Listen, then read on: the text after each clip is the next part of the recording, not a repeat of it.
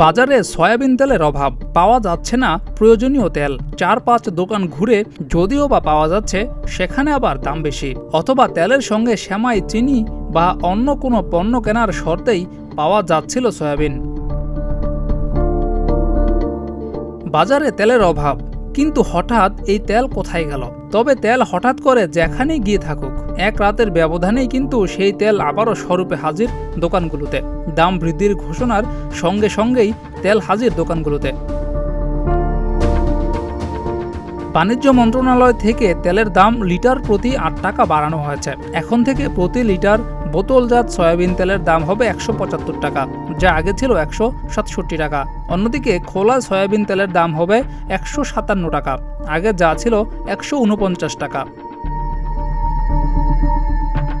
বাণিজ্য মন্ত্রণালয় থেকে দাম বৃদ্ধির ঘোষণার পরপরই বাজার ভর্তি সয়াবিন তেল।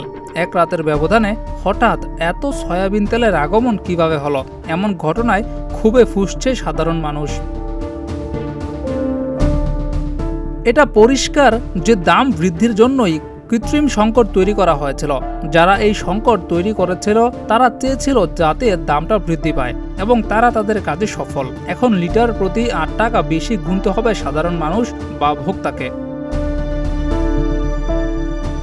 জিয়াউর রহমান, প্রতিদিনের বাংলাদেশ।